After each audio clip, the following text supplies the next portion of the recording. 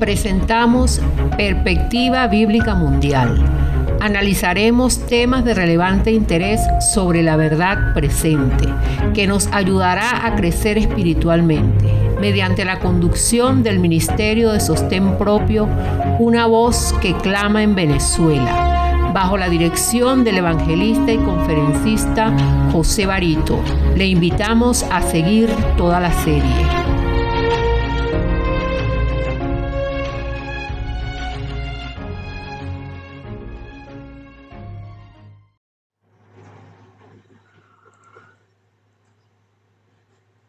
Ok,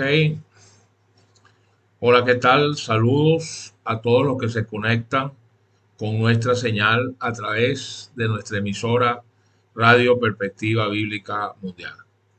Agradecemos su tiempo e interés en los temas que compartimos a diario con todos ustedes. Y de igual manera quiero agradecer, como de costumbre, a la majestad de los cielos, Dios Padre, Hijo y Espíritu Santo, por su guía y dirección en los temas y mensajes que divulgamos para nuestro tiempo. Sí, hoy estaremos compartiendo con todos ustedes un tema importantísimo, tema que está en el tapete y lleva por título Los cuatro tiempos de angustias del pueblo de Dios. Así es. Bueno, como han escuchado, los cuatro tiempos de angustia. Sí, desde el comienzo, como ejemplificado en el conflicto entre Caín y Abel, el pueblo de Dios siempre ha sufrido persecución por el enemigo de Dios, que usa sus agentes para traer duras pruebas y angustias a los escogidos. Y ese escenario ha de proseguir hasta el final. Claro que sí. La escritura dice en el en la segunda epístola del apóstol Pablo a Timoteo, capítulo 3, verso 12. Dice, y también todos los que quieren vivir piadosamente en Cristo Jesús padecerán persecución. Ahí no hay distinción de ningún tipo de raza, de credo, de color, de nada. Todo el que quiera vivir piadosamente en Cristo Jesús, ¿ok? Dice que padecerán persecución. Pues lo podemos ver en el registro sagrado, pues como Abraham sufrió tribulación, Israel sufrió tribulación, Elías sufrió tribulación, Jesús nuestro Señor, ni decirlo, pues lo llevaron a la cruz, hasta la muerte lo llevaron. Y la iglesia primitiva, una vez que partió nuestro Señor a su reino celestial, también sufrió tribulación, mucha persecución, muerte. Ahora, la pregunta sería, la más importante, ¿será diferente para el tiempo del fin? ¿Será diferente con el pueblo de Dios? Pues déjeme decirle que no va a ser diferente.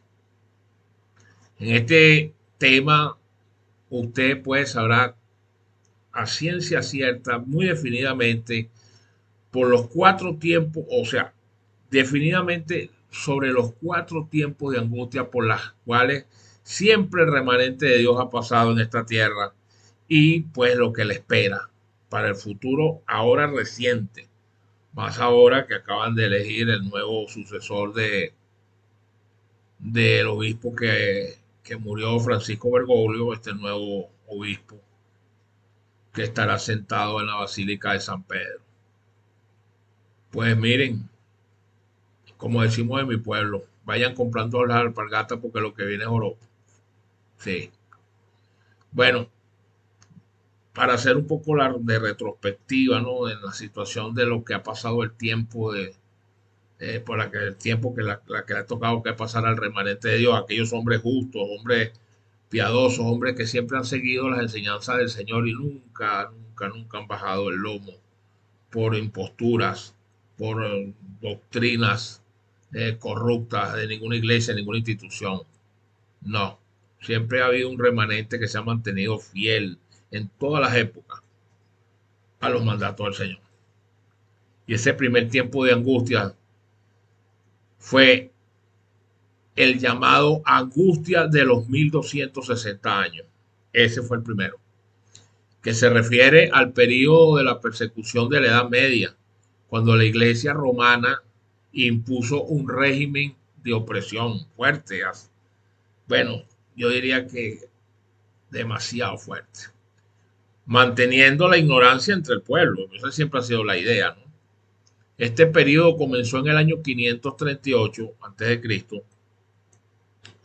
por supuesto, porque este periodo, perdón, 538 después de Cristo, porque este fue el tiempo cuando la Iglesia Católica alcanza la preeminencia papal, la fuerza, fue cuando derriba los tres cuernos pequeños, perdón, los tres cuernos de la bestia que surgía del mar.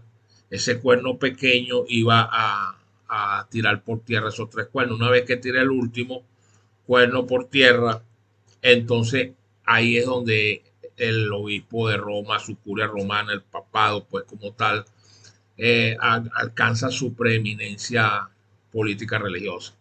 Y ahí es entonces donde comienza exactamente en el año 538 este periodo de los 1260 años de persecución.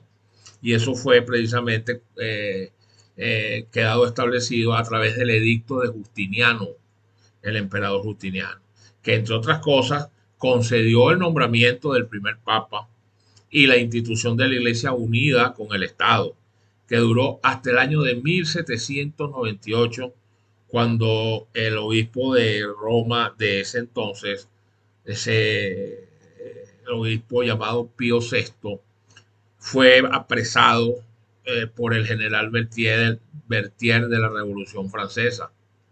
Ahí fue donde termina la preeminencia política del papado. Entonces, si ustedes sacan cuenta allí, pues ahí del año 538 a 1798 estaba justamente cumpliéndose los 1260 años de la que habló el profeta Daniel. Fue un tiempo terrible de problemas para el pueblo de Dios. Era también conocido como el tiempo del oscurantismo, la edad oscura. Las medidas tomadas por la iglesia en ese entonces incluían la venta de indulgencias, el chantaje con la venta de indulgencias, que todavía prosigue. Eso todavía prosigue en la Iglesia Católica. Prohibición de leer la Biblia en los idiomas comunes. La condenación de fieles, entre comillas, herejes, a la hoguera. Los mandaban a la hoguera. Los mandaban al potro. Los mandaban a la guillotina. Le metían la pera por el ano. Les explotaban el cráneo con aplastascráneos. Lo metían en camas con clavos.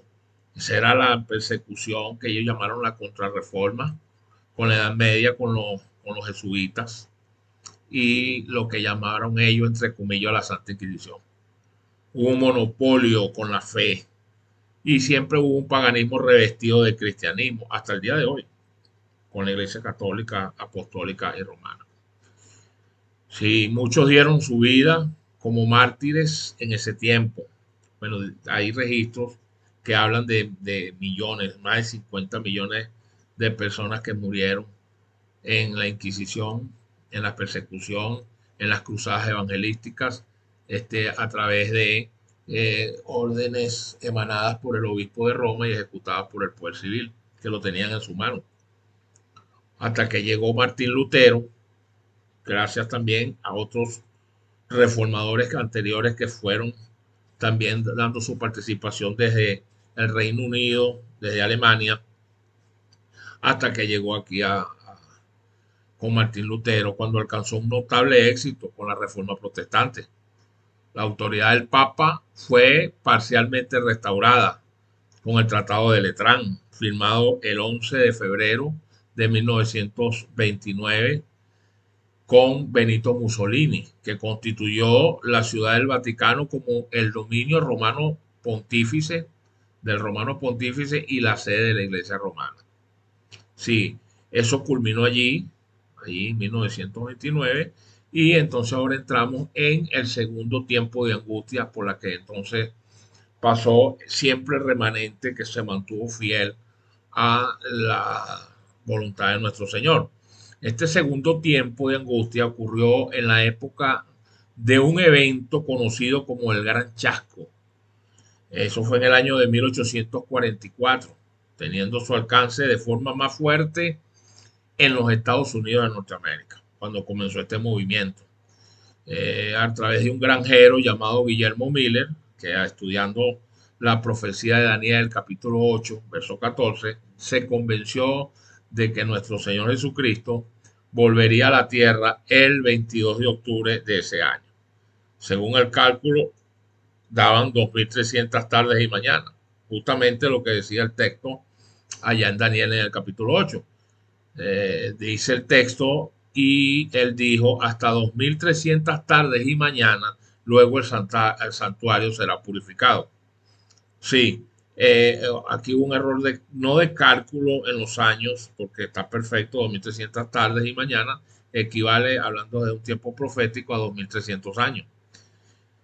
Específicamente, lo que hubo fue una equivocación con el evento que iba a suceder. Los años sí acontecieron, casualmente como lo decía la profecía, porque es profecía, pero ahí lo que hubo fue una notable equivocación porque se sesgó verdaderamente cuál era el evento que realmente estaba ocurriendo. Sí, como el santuario de Moisés y el templo judío habían sido destruidos hace muchos años, era creencia universal que ese santuario de Daniel, que hablaba Daniel, se representaba aquí en la tierra y que según lo creyó Guillermo Miller, sería purificado por la venida de Cristo. ¿Mm? Fue un gran chasco cuando el día marcó, pues el día marcado, Jesús no apareció como se esperaba. Aquí fue donde se genera entonces una gran revuelta y una amarga decepción. Este grupo que creyó en ese mensaje era formado por creyentes de diferentes denominaciones allá en los Estados Unidos. Y desde allí se subdividió en 4 grupos pequeños. Sí, el primer grupo de ellos, de ese cúmulo de personas que estaban esperando la venida del Mesías para 1844, cosa, como les repito, no sucedió de esa manera. El cómputo estaba perfecto, pero no era el evento que iba a acontecer. Ya lo vamos a ver. Entonces, ese primer grupo decidió volver a las viejas iglesias de donde salieron, confesando estar en error, por supuesto. A la iglesia presbiteriana, a la iglesia luterana, todas esas iglesias bautistas que eran de antaño, ¿no? El segundo grupo abandonó por completo todo tipo de fe y perdió totalmente la confianza en la religión y se fueron al mundo. Ese fue el segundo grupo. El tercer grupo, continuó marcando pues y dando fechas para el regreso de Cristo y haciendo cálculos milagrosos, siendo decepcionados una y otra vez hasta que se extinguieron en nada. De paso, hoy existen en la actualidad grupos minoritarios, algunas personas que, bueno, yo diría que son llevados por el afán de que esto termine rápido. Todos queremos que esto termine y entonces a veces se dan fechas, pero nosotros sabemos que la escritura dice que el día y la hora nadie lo sabe, solo nuestro Señor. Entonces, ¿por qué tenemos que dar fecha? Disculpen. Y el cuarto grupo decidió estudiar la Biblia más y averiguar dónde estaba el error. Y leyendo el libro de Hebreos, pues fue cuando entendieron que el santuario del que estaba hablando Daniel allá en la profecía de Daniel capítulo 8, hablaba no era el santuario aquí en la tierra, como todos creían, sino el templo celestial cuya planta, ¿sí? cuya maqueta fue copiada por Moisés para construir el tabernáculo. Y eso lo explica precisamente Hebreos capítulo 8, verso 9. Vayan allá, verifíquenlo, de que ese tabernáculo, ese templo del que hablaba el Señor allí, era el templo en el cielo y no aquí en la tierra, porque el de aquí ya no podía ser. Una vez que murió Cristo, ya no podía seguir ese sistema de sacrificios y ritos y ceremonias, porque eso quedó clavado en la cruz. No fue la ley de Dios moral, a la que la mayoría de las iglesias evangélicas han dicho que está clavada en la cruz, cosa de la que van a tener que rectificar antes que se termine este juicio, justamente porque si no van a subir las consecuencias. El del que se está hablando, de lo que se clavó en la cruz, fue la ley de rituales, ceremonias y sacrificios. Eso hay que dejarlo claro allí.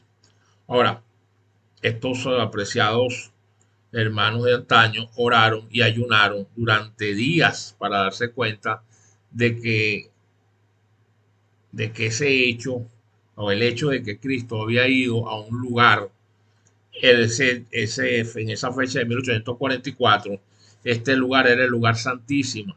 Recuérdese que, recuerde que el santuario tenía dos compartimientos internos, que era el lugar santo y el lugar santísimo. Y el Señor era ido al lugar santísimo, precisamente porque en el lugar santísimo es donde se está ejerciendo el juicio, porque ahí es donde se encuentra la ley de Dios dentro del arca del pacto. Y ahí están los 10 mandamientos que son eternos. ¿Ok? Entonces, ese lugar santísimo en el cielo, que fue un evento descrito en el capítulo 7 del libro de Daniel, el verso del 9 al 13. De ese grupo, pues surge el movimiento que hoy es denominado como la Iglesia Adventista del Séptimo Día. Pues la iglesia vino fue después del chasco, no antes del chasco. Se la están acreditando a que ese chasco lo fue perpetrado por la iglesia adventista, y la iglesia adventista no estaba formada.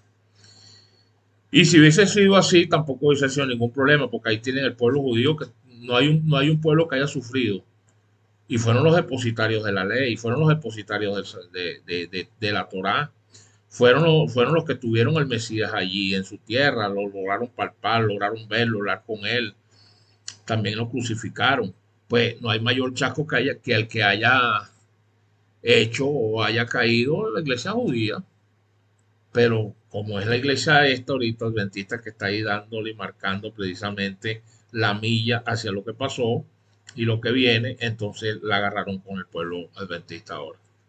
Pero el pueblo adventista vino después del chasco. Sí, señor.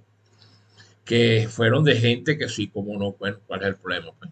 Y la iglesia evangélica completa en toda su totalidad no está en el peor chasco de la historia. ¿A quién se le ocurre que en el siglo XXI, 2000 años después que crucificaron a Jesucristo, todavía la iglesia evangélica sigue creyendo en pájaros preñados?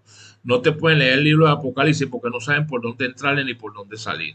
Eso no lo saben. No pueden explicar las 70 semanas de Daniel, mucho menos las 2300 tardes y mañanas. Entonces, si alguno está metido en un grave problema, es la iglesia evangélica en su gran mayoría, siguen guardando un día diferente del que el Señor nos ordenó. Siguen creyendo en la inmortalidad del alma, cosa de la que la Biblia misma dice que el único que posee inmortalidad es Jesucristo, no más nadie, más nadie. Entonces, porque ellos siguen creyendo en un fulano infierno y siguen creyendo en situaciones que son totalmente sesgadas de la teología bíblica, ¿cómo se dice? De la verdad, de la honestidad de la palabra, de la sencillez de la palabra de Dios. ¿Por qué? Entonces, si algunos están en un chasco, pero en la mamá de los chascos es la iglesia evangélica, sí, la iglesia evangélica completica, a excepción de una minoría que están marcando la milla con los mandamientos de Dios y ya están despertando. Y esperamos que los demás despierten. Queda algo, alguito queda de gracia. Punto de cerrarse la gracia, porque la ley dominical está a la puerta.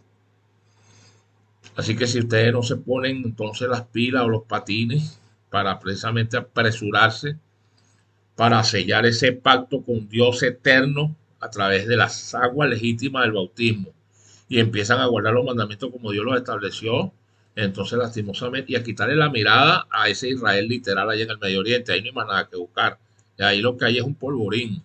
Ahí, hasta que ellos no acepten a Jesucristo nuestro Señor como su único y suficiente Salvador, que acepten que lo montaron en la cruz y lo crucificaron, y que el que viene ahora no es el Mesías, sino el que viene es el Rey de Reyes, y comiencen antes de que Él cierre el juicio arriba en los cielos, a reconocerlo como lo que es, como nuestro Señor, nuestro Dios y Salvador, hasta que no comiencen a guardar el día de reposo sagrado como Dios lo estableció en la iglesia evangélica. Lastimosamente ese tercer templo se le va a convertir más bien en pólvora, en pólvora. Y a los Estados Unidos que lo apoye, a todo el que lo esté apoyando, en pólvora, cuchillo para su propia garganta, porque el Señor Jesucristo murió en la cruz, y no puede ser que ustedes a las alturas de 2000 años después que Jesucristo murió, entonces ustedes todavía sigan jugando comiquitas con ese tercer templo y con ese apoyo a un pueblo judío que está en una situación constante de guerra y guerra y guerra y guerra, pero no se dan cuenta que es que no han aceptado el Mesías, nunca lo han aceptado. Han salido pocos, sí, como no. Están despertando, sí, pero tiene que despertar todo el mundo. Si no, se van a perder, hermano. Ese es el segundo tiempo de angustia. El tercer tiempo de angustia, ¿cuál es? Bueno, el tercer tiempo de angustia es el que estamos esperando ahorita. Será un acontecimiento que lo tenemos en las narices ya, desencadenado por un acontecimiento que está descrito en el libro de Apocalipsis, exactamente en el capítulo 13, versos del 16 al 17. ¿Qué dice la escritura? Dice que y hacía que a todos, a los pequeños y grandes, ricos, pobres, libres, siervos, o sea que aquí no queda nadie por fuera, se le pusiese una marca en su mano derecha o en su frente, que no es la comiquita esa que habla el pueblo evangélico, esos son comiquitas, y que ninguno pudiese comprar ni vender, imagínese eso, sino el que tuviera la señal o el nombre de la bestia o el número de su nombre. Sabemos que la bestia es el obispo de Roma, esa bestia es un poder económico, político y religioso, esa bestia. Y eso lo representa el obispo de Roma y su curia romana. Y la marca, perdón, en la segunda bestia que habla Apocalipsis 13, que es la imagen, representa al protestantismo apóstata de los Estados Unidos de Norteamérica, apoyado por el gobierno político de los Estados Unidos de Norteamérica, que son los que van a obligar al Congreso de los Estados Unidos a legislar en materia religiosa, cosas que se los prohíbe su primera enmienda de la Constitución, para que decreten leyes que vayan en contra, como la ley dominical espuria, en contra de la voluntad de Dios. Porque el día del Señor es el Shabbat, el sábado, el séptimo día de la semana. ¿Cuál es? El primer día, domingo, lunes, martes, miércoles, jueves, viernes y sábado. El séptimo día de la semana es el Shabbat, el sábado, día de reposo, instituido por Dios, escrito por su propio dedo en tablas de piedra, o sea que es eterna, y entregada a Moisés y dicho para que me lo guarden por pacto perpetuo. ¿Qué hizo el obispo de Roma? Agarró eso y lo metió en la basura, él y Constantino. De ahí para acá, eso es lo que se ha venido gestando. Las iglesias evangélicas, 41.000 denominaciones, yo creo que 40.000 guardan ese mismo día domingo todavía de reposo. Si no despiertan, se van a morir, señores. Si ustedes no despiertan de ese sueño profundo, de esa apostasía sistemática y continua en la que han caído ustedes a través de los dictámenes del obispo de Roma y su curia romana, ustedes van derechito, derechito, un matadero que no tiene fondo ni tiene fin. Se lo dice la Escritura Sagrada. Yo lo que estoy es repitiendo.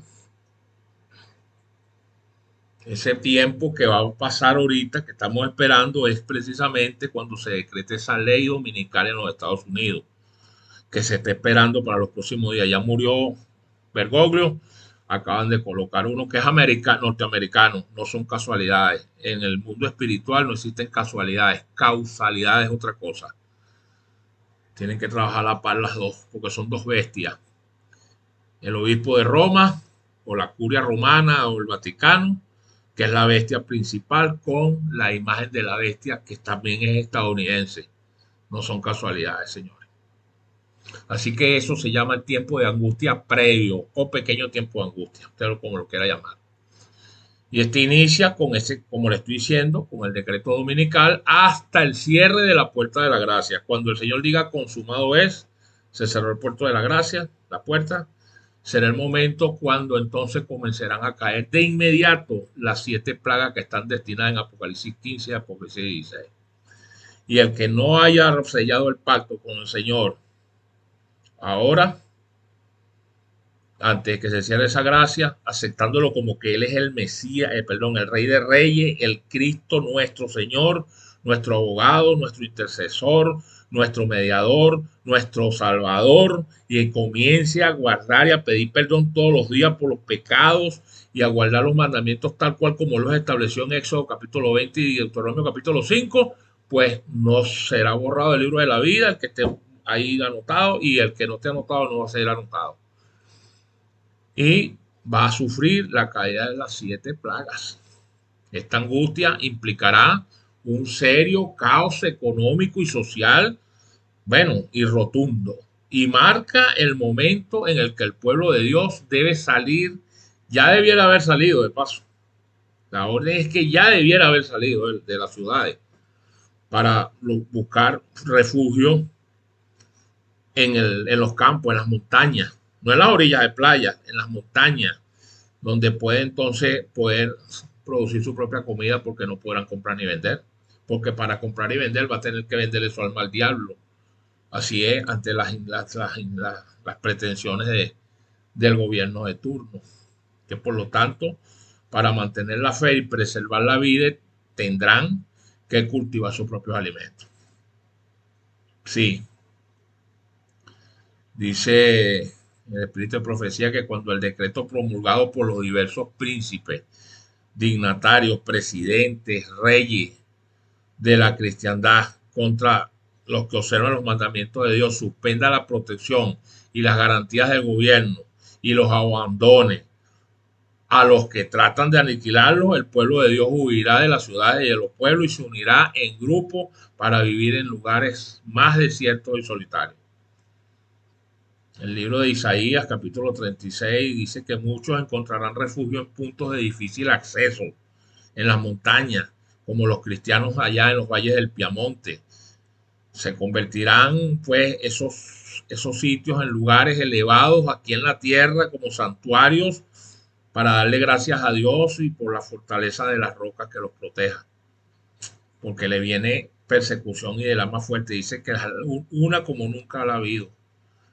Muchos seres humanos de todas las naciones y de todas clases, grandes, pequeños, ricos y pobres, como lo dice la profecía, negro, blanco, amarillo, azules, anaranjados, serán arrojados en las más injustas y crueles servidumbres.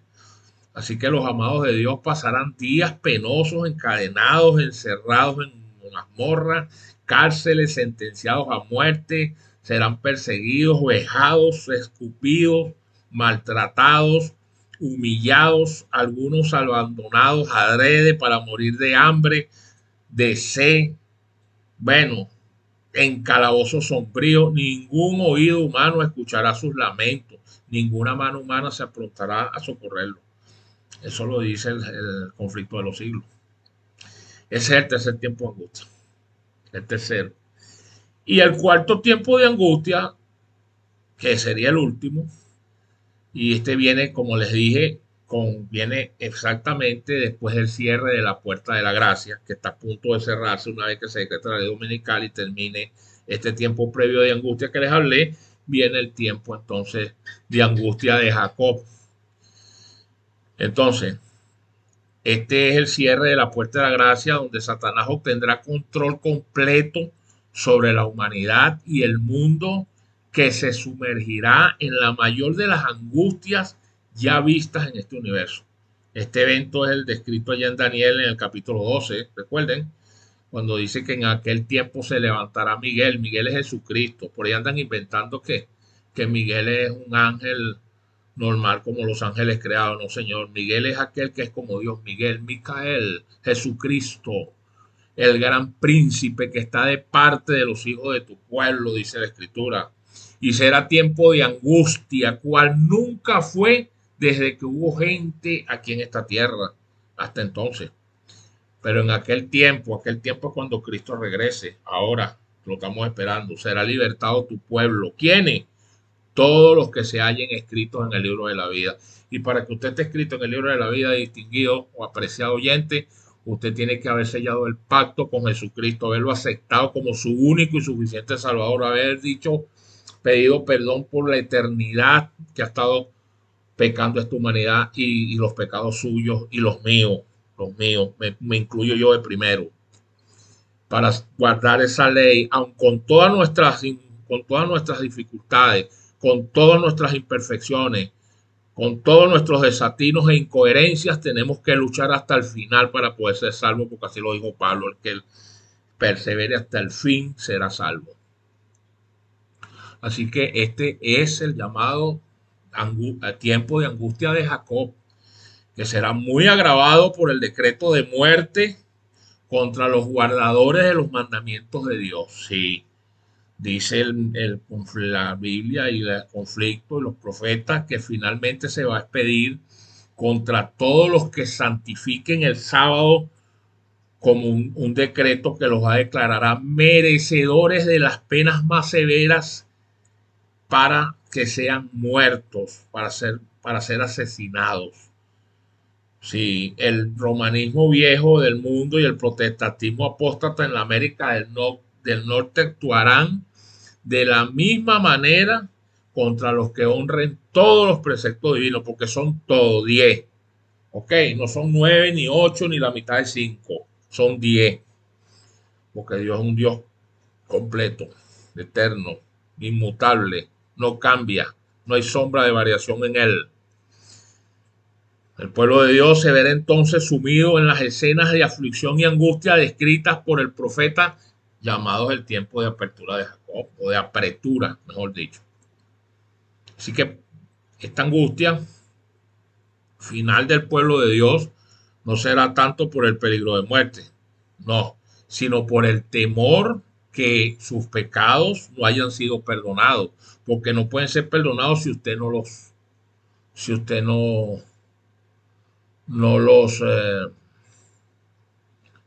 ¿cómo se dice? No se los entrega al Señor. Señor, mire, yo he pecado, hice aquello, hice lo otro, perdóneme, todo lo que usted se acuerde. Es necesario confesar, la palabra es confesar diariamente todo lo que esté divorciado de la voluntad de Dios a través de sus mandamientos. Todo eso es pecado. O sea, que la obra de absolución no haya sido decretada en su favor, usted tiene que marchar hasta el final bajo ese concepto, porque los santos estarán viviendo sin intercesor aquí en la tierra poco antes de la aparición de Cristo en las nubes del cielo. El Espíritu Santo va a partir antes. Esa es la pregunta que yo le puedo hacer a usted. ¿Está usted preparado para enfrentar el tiempo que viene? ¿En qué lado de la batalla está usted ahorita pensando que va a quedar situado usted en qué lado de esa batalla? Así que mi conclusión, distinguido oyente, es que una vez usted conocido estos 4 tiempos de angustia por el que el pueblo de Dios, 2 ya ha pasado y 2 está por pasar, hasta el final quede usted verdaderamente en el sitio correcto. Usted y por supuesto su familia, porque si usted no hace los correctivos como lo hace su familia, distinguido, si usted no hace los correctivos, dígame, ¿cómo lo hace su familia? No creo que lo haga. Entonces usted tiene que hacerlo, de alguna manera tiene que hacerlo. ¿Por qué? Porque si no lo hace, se acaba el tiempo de gracia y su nombre no va a estar escrito en el libro de la vida. Y si no está escrito en el libro de la vida, lastimosamente no se vista porque no va.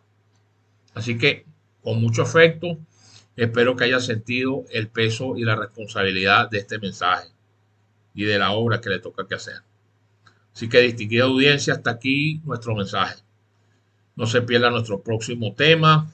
Les habló desde Venezuela el pastor José Barito, desde los estudios aquí en Radio Perspectiva Bíblica Mundial en Venezuela. Es nuestra oración que el Señor bendiga su vida y la de su familia en gran manera. Así que Dios le bendiga siempre hasta la victoria en Cristo Jesús.